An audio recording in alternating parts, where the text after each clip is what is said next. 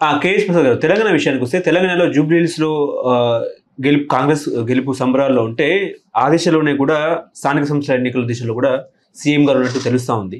ఇంకోవైపు ఏంటంటే new year ఎక్కడ జరుపుకుంటారో తేల్చుకోండి, ఆదేశాలు పాటిస్తారా, ధిక్కారం ఎదుర్కొంటారా, 4 వారాల్లో ఫిరాయింపుల ఎమ్మెల్యేలపై తేల్చండి, తెలంగాణ స్పీకర్కు సుప్రీంకోర్టు హెచ్చరిక. ఏం చెప్తారు సార్ ఫిరాయింపు ఎమ్మెల్యేల మీద? శభాష్, చాలా బాగా హెచ్చరించారు, చాలా బాగా చెప్పారు.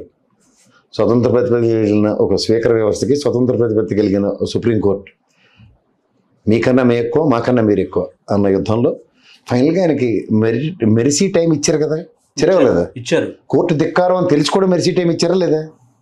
బుర్ర ఒప్పకండి, సమానం చెప్పండి ప్రజలకి. ఈ వ్యవస్థల గురించి తెలియాలి ప్రజలకి, అందుకని నేను అంత స్పెసిఫిక్గా అడుగుతున్నా. అంచేత అవుట్కమ్ మీద డోంట్ యాంటిసిపేట్. డీకే అరుణమ్మ కోర్టుకి వెళ్ళిన విషయం అందరికీ తెలిసిందే. డీకే అరుణమ్మ ఎలక్షన్ ఎప్పుడు ఇచ్చారు? రేపు పొద్దున ఎలక్షన్ వెళ్ళి నువ్వు ఓటేసి రావాలంటే డీకే అరుణమ్మ నువ్వు గెలిచావని చెప్పారు. 5 ఏళ్ళ పాటు ఆవిడకి జీతపత్యాల కోసం ఉందా? సంవత్సరం గారి కోళ్ళు ఆవిడ. సోను సూద్ వీడియో క్లిప్పింగ్ ఉంటే లాస్ట్కి మీకు దండంలో మీకు నచ్చింది చేసుకోండి వెళ్ళిపోవడం తప్ప ఇంకా అనవసరం. అసలు ఈ రేవంత్ రెడ్డి గారికి అనవసరంగా టైం వేస్ట్ చేసుకుంటారు స్పీకర్ వాళ్ళు. ఆ జగన్మోహన్ రెడ్డి చూడు, ఆ వంశీనాల్ని వేరే చేపేసాడు కూర్చొని తగలడని పార్టీకి సంబంధం లేదని వచ్చిన చుట్టపాలందరికీ కండువాలు వేశారు. అలా చేస్తే అయిపోయింది కదా. వీళ్ళు ఎలాగో సిఎల్పి విలీనం చేయలేరు. సిఎల్బిఎస్ అన్నది ఇది ఉంటారు, దాన్ని కాంగ్రెస్ లెజిస్లేటివ్ పార్టీ విలీనం అయినట్టు బీఆర్ఎస్ పార్టీ కూడా విలీనం చేయగలిగే దమ్ము ఇంకో 10-20 మంది తెచ్చుకుంటే అప్పుడు పని అవుతుంది. అలాంటిది లేదు కదా. అందరికీ తెలుసు. ఎవరో మన ఆయన పేరు ఏంటంటే శ్రీనివాస్ యాదవ్ గారికి మంత్రి పదవి ఇవ్వలేదా, ఇవన్నీ పెట్టగలరు మాకెందుకు, అన్నీ తెలుసు. మీరు ఇచ్చిండి అయితే దానా నాగేంద్ర అరువులు శాస్త్రం ఎప్పుడైనా పదవి ఇస్తారా లేదా అని ఇచ్చిండి ఫస్ట్, అప్పుడు చూద్దాం. గౌరవ న్యాయస్థానాలు ఈ ఆర్గ్యుమెంట్లు నిలబడట్లేదని తెలుస్తుంది కదా. ఎందుకు ఊరికే మా అందరికీ టైం వేస్ట్ చేసి రోజు పంచాయితీ ఆడ ఆయన పిలిచేటి హెచ్చుకొని కబుర్లట. అరే ఓ పార్టీ అధ్యక్షుడును ముఖ్యమంత్రి పిలిచి పార్టీలో కండువలు ఎత్తుంటే ఈ స్పీకర్ వెళ్ళి ఏంటి నీకు ఇష్టం లేకుండా వచ్చావా, ఇష్టం వచ్చావా, ఏం చేద్దాం ఇలాంటివి ఈ పెట్ట కబుర్లు టైం వేస్ట్ కాక వాళ్ళు ఇప్పుడే చెప్తారు ఏం జాయిన్ వాళ్ళు ఇస్తారని బీఆర్ఎస్ అంటారు. రేపు పొద్దున రేవంత్ రెడ్డి ఏడు చేస్తే 4 బెంచులు 8 బెంచులు తగలెట్టుండే వెనకపోయి కూర్చుని ఉంటారు అక్కడ వేరుగా కుంపట్లు పెట్టుకుని.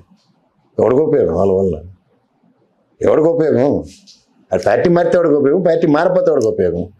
ప్రజలు అదే చెప్తున్నాను, ప్రజలు వెర్రివేదవులు. దానం నాకెందరు బీఆర్ఎస్ నుంచి పోటీ చేసి తెలియక ఓటేశారా? ప్రజలకు కూడా సమాధానం చెప్తారు. ప్రజలకు సంబంధించిన విషయం కాబట్టి ఎలక్షన్ కమిషన్ కానీ గౌరవ న్యాయస్థానం కానీ గౌరవ స్పీకర్ వ్యవస్థ కానీ సమాధానం చెప్తారంటే మాట్లాడదాం. వీళ్ళు ముగ్గురు చెప్పనప్పుడు మాకెందుకు? అది ఎడపోతే మాకెందుకు? వీళ్ళు గంగలో హుస్సేన్ పడి చావమనండి వాళ్ళందరూ. నేను వెళ్ళి మాకేంటి సంబంధం? వాళ్ళ పార్టీలు మాకు అక్కర్లేదని మేము ఓటేసాం మా ప్రజలు.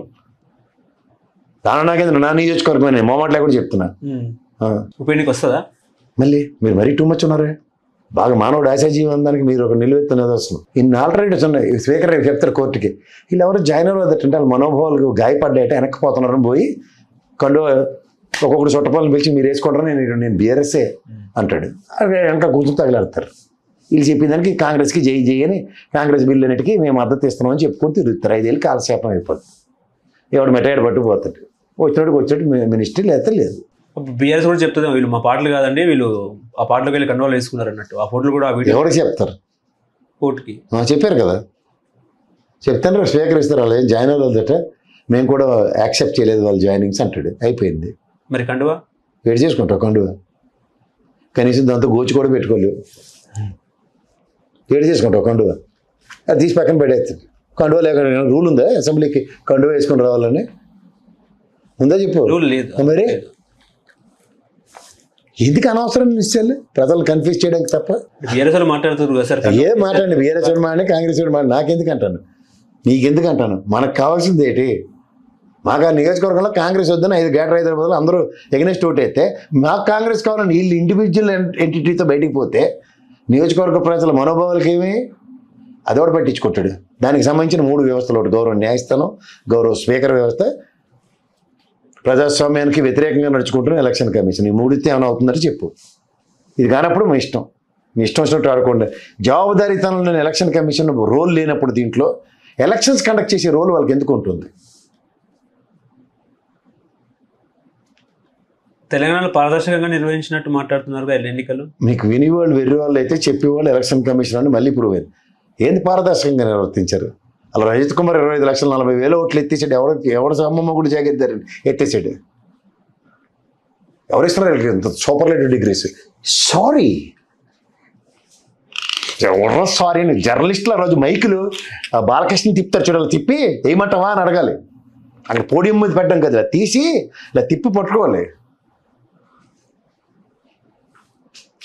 బోగస్ ఓటుని ప్రచారం చేశారు. హే మెకాడో, ఇలాంటి అద్భుతాలు మీతోనే జరుగుతాయి. అందుకే మిమ్మల్ని ఎలక్షన్ కమిషన్ అంటారు. నేను సోను మీ ఇష్టం బాబు, మీరు నచ్చింది చేసుకొని వెళ్ళిపోవడమే కదండి. మీరు డెమోక్రసీలో ఉన్నారు, జర్నలిస్టు, పేపర్ చదువుకున్న వాళ్ళు మీరు. అసలు ఇంత ఘోరం జరుగుతుంటే కూడా మనం ఏం మాట్లాడకుండా దేబ్జిల్లా కూర్చోలే. క్లియర్గా జరుగుతున్నాయి ఎలక్షన్లో. ట్రాన్స్పరెన్సీ ఎక్కడుందని ఎత్తుక్కుంటున్నాం కదా మనం. సాయంత్రం న్యూస్ చెదురుమదురు ఘటనలు తప్ప అన్నీ బ్రహ్మాండంగా జరిగాయి. పళ్ళు చెవుల నుంచి రక్తం కారేలా కొరుకుతూ ఉండాలి ఆడ వార్త చదువుతున్నప్పుడు. ఎలక్షన్ కమిషన్ ప్రెస్ మీట్లో ఈ కోర్టు బంటు చూడు దఫ్తరీలు పట్టుకొని పిలుస్తూ ఉంటారు. అలాగా మళ్ళాటోడు ఎవడో అక్కడ నిలబడి పళ్ళు కొట్టి ఎక్కడా చెదురుమదురు ఘటనలు అవ్వకుండా అని చెప్పి అలా డెమో ఇవ్వాలి. అక్కడ బుర్రల బద్దలు కొట్టుకొని చచ్చారు, ఇక్కడ రిగ్గింగ్ అయింది, ఇక్కడ చచ్చారు ఏమో. వాళ్ళ కాళ్ళే సైట్ నిజంగా ఎలక్షన్ కమిషన్. జూబ్లీస్లో పారదర్శకంగా నిర్వహించారు. చాలా పారదర్శకంగా నిర్వహించారు. అసలు మేము అద్భుతం తట్టుకోలేక నేను ఈ ఎలక్షన్ కమిషన్ మీద నేను ఒకటే అడగదలుచుకున్నాను. యాంటీ ఇన్కంబెన్సీ అనేది ఒకటి ఏడుస్తుంది. అది ఎక్కడైనా ఓటు రూపంలో పరివర్తన చెందుతుందా లేదా చూసుకోండి. రూలింగ్ గవర్నమెంట్కి యాంటీ ఇన్కంబెన్సీ యాడ్ అవుతుంది అన్నది కొత్త నానుడి ఈ ఎలక్షన్ కమిషన్ చెప్తుంది. చూస్తే బీహార్ అదే చూపించారు, ఇక్కడ తెలంగాణ అదే హైడ్రాతో ఇల్లు కోలగొట్టేశారా అని బాధ ఒకటికి లేదట. ఎంత బాగా కోలగొట్టాడో మరి రేవంత్ రెడ్డి డిగ్గి అని గుద్దారట. ఒక ఇంటి ముందు చెత్త కోపాలరా, చెత్త ఎత్తట్లేదు. మున్సిపల్ శాఖ మరి రేవంత్ రెడ్డి గారు నిర్వర్తిస్తారు. ఎంత బాగా చూస్తుండో చెత్తని డిగ్గి అని గుద్దారట. ఇంకేంటి చెప్పాలి? గుద్దుకుంటారు బాబు, కానీ బాబు మీ ఎలక్షన్ మీకు కావాల్సినట్టు. ఎవ్వరికి అనుమానం రాకుండా ఈసారి బ్రహ్మాండంగా చెప్పారు. 5 గంటలకి 47.84, 6 గంటలకి వాళ్ళు అక్కడ గలాబాలు జరిగాయి కదా, వీళ్ళు వచ్చి దొంగోట్లేదు. ఎవరికి అనుమానం 48.74 1%కి మధ్యలోనే వచ్చేసారు. ఏం పెరగలే, అంత ఆ చేతిలో ఉంటుంది మిథ్య. అంటే ఎన్టీఆర్ విగ్రహంలో కట్టిస్తాను కదండి. ఇంకా అమీర్పేట చౌరస్తాలో కాంగ్రెస్ మీద పోరాటం చేయడానికి రామారావు గారు పార్టీ పెట్టింది. రామారావు గారు పార్టీ పెట్టిన తర్వాత ఎప్పుడు జాయిన్ అయ్యాడు రేవంత్ రెడ్డి గారు నాకు తెలియదు. తెలుగుదేశంలో తర్వాత ఇవాళ కాంగ్రెస్లో ఉండి రేవంత్ రెడ్డి గారు ఏమో ఎన్టీ రామారావు గారు బొమ్మ పెడతానంటే బుర్రలాగా ఊపేసి వావా జాపన. రాజరిక వ్యవస్థలో అయితే అలా అక్కడ మొదలెట్టేవారు జహాపనా తుజే గ్రేటు అని. మేమైతే 3 Idiots సినిమాలో జహాపనా తుజే గ్రేట్ అనేసి వెళ్ళిపోవాలి అంతే.